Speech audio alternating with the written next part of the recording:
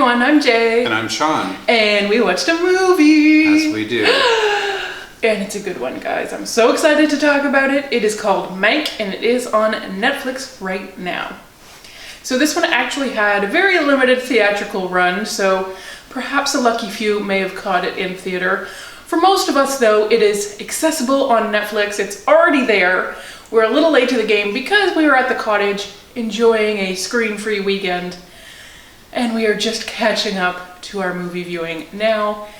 And I would say, Mank was so good. I wish I could watch it for the first time again and again, really. Gosh, I like this movie, and I was so ripe for a good movie. This has been a weird year for movies. For the world. Okay, it wasn't just movies. It was for everyone. It was for everything. It's weird. 2020 may be known as the year without movies, and yet there have been quite a few movies. I just checked our site, and I have published over 400 reviews this year. That's a lot. So there have been some movies. But this is like a big movie. A big movie, an Oscar contender, an exciting movie by a big director. Luckily, it was always meant to be a Netflix movie, so it didn't suffer. Bumped. Yeah, exactly. The same fate as many others. Yes. So this movie excited me from the very first scene. In fact, pre-scenes, I was excited by the opening credits. But that's because it draws you in to this bygone era of the golden age of Hollywood, right? It's shot in black and white. It is made to look and to feel like a movie shot in that time period, in like the 1930s of Hollywood. However, it also benefits from the modern and wonderful technology of the 21st century of filmmaking. And it blends both so that you get that old world feel, and there are so many little references that are pulled from that era, and yet they are extremely friendly to our 2020 eyes that are much more critical. It's beautifully shot, absolutely beautifully shot. And I think director David Fincher does such a good job. He, not just of straddling the line, he created this line. He's the one who decided he's going to do a balancing act between 1930s Hollywood and 2020s Hollywood and make us look at both sides at the same time. And so not only does he do a great job of inventing this and creating the line, but then expressing it in a really beautiful way throughout the film. So I was immediately hooked. I'm into it. Next we have Gary Oldman, who is portraying Herman J. Mankiewicz, who, a big name in Hollywood at the time, and yet not a big name in the credits. He was actually a journalist first. He transitioned into criticism, so he wrote dramatic criticism, and people noticed his writing, his wonderful sarcastic wit, and lured him to Hollywood, where he was basically a script doctor before we even called it that. He worked on a lot of other people's scripts uncredited, including The Wizard of Oz. Lots of people had their fingers in that pie, by the way, not just him by any means. But for every name you see on the screen, there are probably 10 more that you don't. So he did a lot of script doctoring for a long time. And I mean, if you're any kind of cinephile, you can watch, though, a movie from the 1930s and hear some of his dialogue, because he had this razor sharp wit. And these were even some of the early days post the silent movie era. We were just rediscovering sound, and so dialogue was important for the first time. Before that, he was just writing those cards, that you would see between video. Yeah. Imagine that. Now he's working with the entire dialogue, and he really wanted to tell a whole story with words, which was only now possible for the first time. He did incredible work. He had an ear for dialogue. He had that razor sharp wit. And so this particular film is telling us about the time that he wrote Citizen Kane. The biggest, that little movie that actually became the most influential, some would say, many have said, for nearly a century now. Many have called it the greatest movie of all time. Many have. Many have. It is hard to argue. It is crazy influential. Citizen Kane. So at this particular time in his life, Mank, he wants you to call him Mank. He was a crazy alcoholic. He was laid up in bed with a broken leg. He just survived a car crash. And back then, every car crash was really something you just barely survived because there were no seatbelts. No a lot of times there wasn't even a roof on your car. People were just strewn for miles. Oh yeah, we've seen it on those silent movies. Yeah, when they go flying through the windshield and maybe smash each other in the head. Or maybe that's cartoons. Either Might be crash test dummy footage that you're talking about. But yes, it was a crazy time. So he's laid up in bed and away from friends and family. He's in a little reclusive spot to rehab his leg. And so he's just got a nurse attending to him and a typist, played by Lily Collins. And he's got a very tight deadline to write the script. The exciting hotshot new director Orson Welles, I don't know if you've heard of him.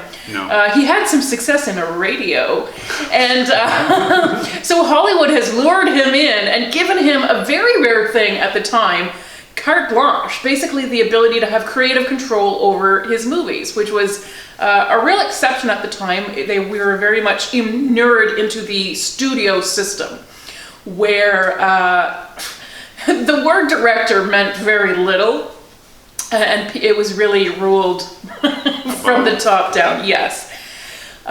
What a crazy time. So Orson Welles was allowed to do what he wanted, and he chose Mank to write the script for his next movie. And so because he's laid up in bed, it's actually a unique, wonderful time maybe to do some really great writing. What else are you going to do besides drink? So he starts writing this crazy material and pages and pages and pages of it. Nobody has seen a script like this before, or since probably. Just crazy stuff. And he's using his own insider's knowledge of Hollywood to write this story. In fact, it hits a little close to home for one William Randall Hearst, who you may remember is history's probably biggest publishing titan. Certainly he was a crazy tycoon at the time. Sort of a media presence of his own. He was a celebrity of the time, which I guess is not necessarily unheard of today either. It's not. Rich people are generally known. Especially if they have their own publishing empire to promote themselves. Well, and he did. He loved that stuff so much. So he is portrayed by Charles Dance in this movie, which I love the connection because Charles Dance was actually a star in David Fincher's first ever feature film, Alien 3. Okay. Or shall we call it Alien Cubed? Because it's Alien with a little 3. It is a cube, that's true. I don't remember him from that movie at all. Well, we may have to rewatch it. Yeah, it's alright. And also, he is it's been some time. Since 1992. It has. Yeah. You may not recognize him as the same guy. I feel like I'd recognize him. But I just love that he gets to be in this movie. And he gets to be such a fun character because he's kind of a borderline villain, Oh. And certainly that's how Mank is remembering him. But so he writes basically Citizen Kane about Hearst. And it was so thinly veiled that everyone in Hollywood kind of knew it, and Hearst knew it, and he set out to destroy this guy they were frenemies, they were in the same social circles. Mank knows him well enough to write a whole biography about him, and yet clearly has this contempt for this guy. Although also some compassion if you've seen Citizen Kane, and who hasn't, I hope everyone has. So it's this really brilliant work, and for being an expression of his contempt for Hollywood and the system, and people who are innately corrupted by their money and their power, he does express some compassion for it, and that's why it's such a beautiful movie, because we see this little boy who comes from nothing, who makes everything out of himself and still has nothing, is what we really come to feel. But like I said, Mank was in his social circles. It was kind of felt a bit of a personal betrayal to have this movie, especially because he was especially close to Hearst's mistress, Marion Davies, played in Mank by Amanda Seyfried. So she was in the Ziegfeld Follies whenever she met Hearst and became his longtime mistress. He co-founded a movie studio just to crank out jobs for her to do, and used that veritable publishing industry to really drum up her her street cred. Street cred. Although, I mean, I think if you watch her movies, she was not a bad actress, and probably her reputation was tarnished a little bit rather than helped by her association with Hearst. But at any rate, she and Mank were friends in real life, and so she would have felt that betrayal as well, because her and Hearst's relationship was definitely seen on screen in Citizen Kane. And if you've seen the movie, it's not rosy. Flattering, it's not a flattering. No, it is not. So we've got all these moving parts. We have Louis B. Mayer, who is the head of the studio, played by Arliss Howard in the movie. Again, major contempt coming from him, especially because we see like the politics of the time, because you remember the 1930s setting. You know, we've got the Great Depression, we've got World War II looming, so there's like a rise in anti-Semitism, but there's also like this dangerous socialism element that for some reason Hollywood is really mad about, and so the studio has kind of come together to keep the Democrat governor candidate out and start churning out these like totally false newsreels about this guy in the election and the colored folk who are going to vote for him. Yeah. And destroy your suburbs. Yeah. So it's really like a disruptive political force, and Mank is a social critic, remember, above all. He's watching this, he's disgusted by it, and he finds it really disturbing. But he's part of this, right? He can't afford to bite the hand that feeds him. He works. He's at some point one of the highest paid writers in the world, because he's just tinkering on all of these movies. So he can't really afford to tell his boss, you're a terrible person. And yet here it is, immortalized for the world, perhaps the greatest movie, the greatest story ever told. Goodness. So we see him writing this, and then we see all the flashbacks of his real life that have inspired this script that will go on to be known for generations as a very defining moment in cinema. A wonderful, wonderful cast. Can't say enough about it. There is some great dialogue, some fun drunken soliloquies that you just know are going to be on the Oscar clips this year, and I look forward to seeing them there again. But it's really just fun to see these people like butt heads and challenge each other, and the conflict that like boiling, building up, just sort of anger at each other is electrifying really to watch. And the script, which I think is quite good, is credited to a Jack Fincher. Jack Fincher, who has no other credits to his name. No other screen credits whatsoever. Nepotism. Well, listen, Jack Fincher does turn out to be David Fincher's father. That's interesting. It is interesting. I think the more interesting is that it is his dead father. He's incredibly dead father. Sorry, incredibly Jack. dead. Well, dead since 2003. It's not like he died during the making of the film. He died a long time before this film was even thought of being made into a film. So I like the idea that this script was just sitting in a desk drawer and David happened upon it and thought, there's some good shit in here. And there is. Jack takes sole credit on the film. I can't help but feel like Junior maybe had a hand in it, since it does draw some such interesting parallels to events today. But yeah, it's a great script. it does make me wonder, like, is there some sort of Oscar record currently for someone, the most posthumously awarded awards recipient? Like, how... Yeah, we usually have it. How if long you dead died has... less than a year ago, maybe you are not recognized because you can't show up to collect your award, so it's boring. Yeah. I don't know. Anyways, yeah, Jack Fincher. So he was a writer, he was a reporter, he loved movies and got his little son David into them. Certainly in their household, Citizen Kane was definitely the greatest movie ever made. That was fact, not opinion. Not a discussion. And that was true for so many years. That's not even like a weird Fincher thing. That was that was always number. If you didn't list it as number one, then your list. You don't know movies. Yeah, exactly. So, yeah, I just find it fascinating that he's got his dad's script. And his dad doesn't have any other credits, as I said, but he did write a script about Howard Hughes. Ultimately, Martin Scorsese went a different way for The Aviator, but Jack Fincher was in the mix even then. So this is finally the first time that he's got something actually seen all the way through. And how exciting that it gets to be his own son who makes it happen. I'm sure that was an act that would have probably made him very proud.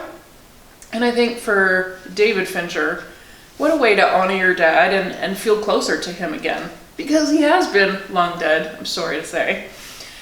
Gosh, David Fincher now. Now, David Fincher's name has been on the Oscar ballot a few times, as it should be. He's an incredible director. Yes, he is. If you're any kind of true cinephile, one of his movies may be in your top 10. Yeah, for sure. There's some good ones out there. My favorite is Zodiac.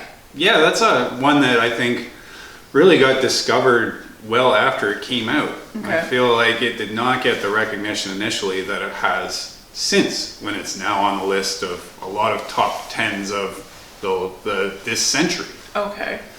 Certainly Fight Club might also apply under that. I think he came out strong with 7, although we know that's not his first. Alien 3 was his first. Whatever. He made some bold choices. He got parachuted. We'll say that for him. Yeah, it was really some problematic ones that they tried to undo. But, okay. I mean, that's most aliens other than the first 2. So he comes along with 7. This is only his second movie, and it was like very well received critically. Yeah. It did really well at the box office, and people are like, "Wow, this guy." Eh? Whereas Fight Club was a little more contentious. I mean, it's I don't even want to say it's a harder sell than 7, because 7 is pretty gruesome. Yeah. But Fight Club is out there. Yes, it is. It really is. In tone, in style. So it was one that kind of got discovered and really kind of got an intense cult following afterwards. It was a big deal. Yes. Have your own Fight Club. Oh boy. Yeah, I think if you have your own Fight Club, you missed the entire point of the movie. But anyway. That's right. That's okay. The Social Network, of course, did very well. Gone Girl, very well. The movie of his that I think is less remembered but did the best at the Academy Awards with 13 nominations was The Curious Case of Benjamin Button. Yeah, I totally forgot about that movie. Yeah, and there it is. Yep. I watched it rewatched it, I should say, not too long ago when we went to New Orleans. I usually like to write about movies set in the places where we're traveling to. And so that was one that I got to rewatch for those purposes. And it is really good. And I think I have grown as sort of a film critic since the first time I watched it. So on rewatch, I can appreciate different aspects of movies now, which is kind of a fun way to rewatch a movie. Or an annoying way to rewatch a movie. Depends on the movie. Sometimes you just want to turn off the job side of things and enjoy a film.